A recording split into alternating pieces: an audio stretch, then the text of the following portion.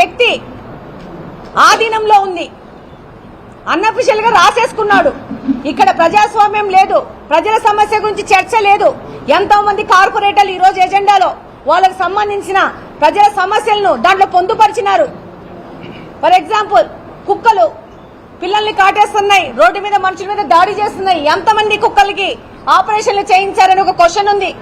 ఇలాంటి ప్రజలకు సంబంధించిన సమస్యలు, రోడ్ల గురించి, నీళ్ల గురించి, ప్రతి ఒక్క దాని మీద సమస్యల మీద వాళ్ళు ప్రశ్నిస్తే ఏ విధమైన చర్చ లేకుండా, ఏ విధమైన అజెండా చదవకుండా ఈ రోజు ప్రజలను ఫేస్ చేసే ధైర్యం లేకుండా, కార్పొరేటర్లు ప్రశ్నిస్తే సమాధానం చెప్పుకునే పరిస్థితి లేక ఇంత దుర్మార్గంగా అజెండా అయిపోయింది అని చెప్పేసి వెళ్ళిపోతున్నది. ఇది మీడియా ప్రతినిధులు అందరి ముందు జరిగిన విషయం.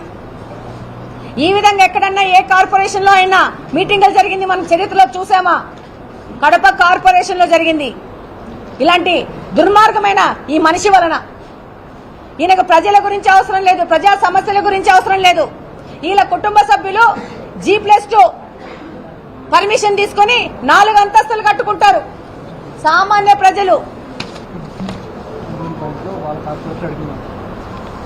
వాళ్ళ ఇలా ఆయన సంబంధించిన ఆయన కుటుంబ సభ్యులు మాత్రము అతిక్రమించి ఇల్లులు కట్టుకొని అవినీతి చేయొచ్చు.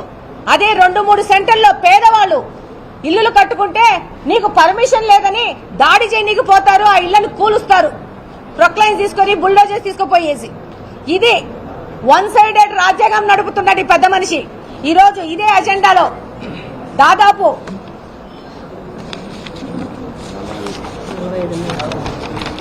47 అంశాలు చర్చకు రావాల్సిన అవసరం ఉంది.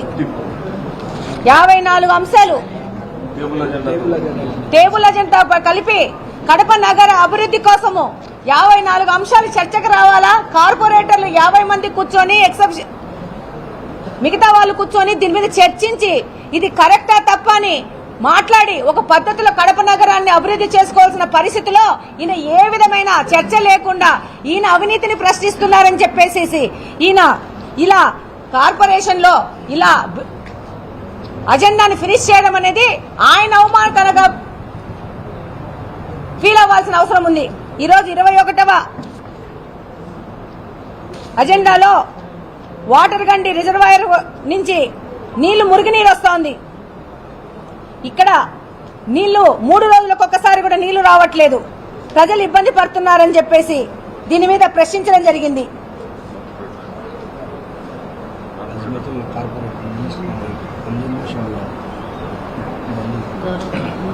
గౌరవ కార్పొరేటర్ హజ్మతుల్లా గారు అమ్జద్ బాషా గారి కజిన్, ఆయన కూడా అడిగారు దీంట్లో గ్రామ సచివాలయకు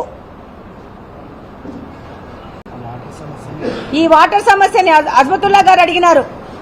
అలాగనే 2వ గాంధీ బొమ్మ నుండి మాసిమ సర్కిల్ వరకు రోడ్లో ట్రాఫిక్ సమస్య ఉంది, ఈ సమస్య మీద ఏం ఆలోచిస్తున్నారని అడిగినారు. ఇలా ప్రజా సమస్యలు దాదాపు 54 సమస్యల మీద అజెండా తయారు చేస్తే ఏ విధమైన చర్చ లేకుండా ఇది ప్రజలకు అవసరమా కాదా, ఇది ఎంత అత్యవసరం అనే చర్చ లేకుండా ఈ రోజు ఈ యొక్క కార్పొరేషన్ మీటింగ్ ని ఇంత అధ్వానంగా, నీచంగా, నికృష్టంగా మార్చి దీన్ని చేసుకున్నాడనంటే సిగ్గు షేమ్ అని చెప్పాలంటే. అంతకంటే ఈయన గురించి మాట్లాడేది ఏమీ లేదు. ఈయన ఆ కుర్చీలో కూర్చోడానికి అనర్హుడు. ఈ రోజు వాళ్ళ కుటుంబ సభ్యులు కార్పొరేషన్ లో ఉన్న కాంట్రాక్ట్లన్నీ చేసుకుంటూ, దాంట్లో అవినీతి చేసుకుంటూ, నాణ్యం లేని పనులు చేసుకుంటూ ఈ రోజు ఢిల్లీ పబ్లిక్ స్కూల్ రోడ్ లో పోతే ఎంత నాణ్యత లేని వర్క్ చేసినారంటే అది ఈ పెద్ద మనిషి యొక్క సొంత కుటుంబ సభ్యులు చేసినారు. దేవుని కడప నుంచి కృష్ణా సర్కిల్ నుంచి దేవుని కడప వరకు రోడ్డు ఎందుకు ఫినిష్ కావట్లేదు, ఎందుకు చేయట్లేదు దాని పూర్తి, దాని కాంట్రాక్టర్ ఎవరు?